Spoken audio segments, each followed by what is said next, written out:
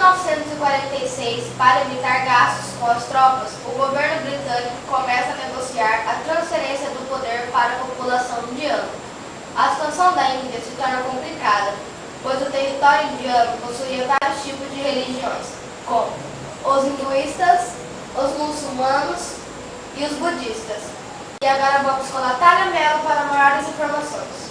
A resistência indiana teve início no século XIX, com a formação de organizações como o Movimento Nacional Hindu, Liga Muçulmana e o Congresso Nacional Indiano. Com o passar dos tempos, essas organizações aderem à desobediência civil liderada por Mohandas Karamchand, mais conhecido como Gandhi. Em 1930, o Congresso se declara a favor da independência, com a formação de um governo que separa os interesses comuns das religiões. Mohandas buscava pacificar as comunidades para evitar divisão de forças. Em 15 de agosto de 1947, a Índia se torna independente e cria um estado dividido em Paquistão Oriental e Paquistão Ocidental. Mohandas foi morto 6 meses após a independência por um hindu que lhe culpava da divisão da Índia. E agora voltamos ao estudo do Jornal da História. A península da Indochina foi dominada pela França no século XIX.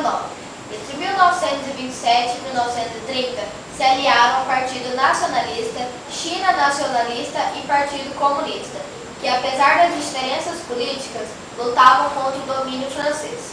No começo da Segunda Guerra Mundial, os japoneses invadem a Indochina, e para evitar a luta contra os invasores, cria-se a Liga para a Independência do Vietnã.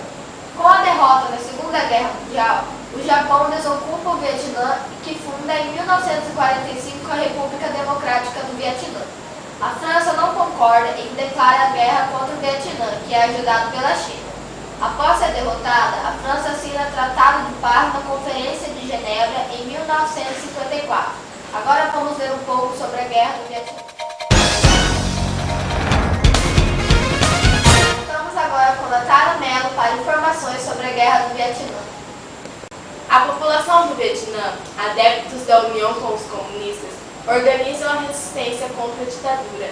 Em 1973, o ditador do Vietnã do Sul foi derrotado e os Estados Unidos enviam tropas para combater a resistência. A China e a União Soviética dão suporte material ao Vietnã. Com a interferência dessas grandes potências, a violência na guerra se torna assustadora. Apesar da quantidade de tropas e artilharia, os Estados Unidos não conseguiam derrotar as tropas vietnamitas.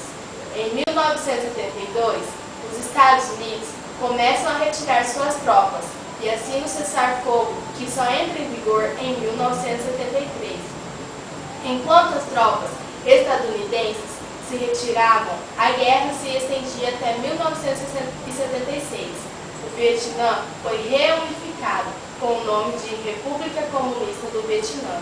E agora voltamos à redação do Jornal da História. Nessa edição do Jornal da História, você estudou sobre a independência da Índia, Guerra da Indochina e a Guerra do Vietnã. Eu sou Jéssica Teixeira e este foi o Jornal da História.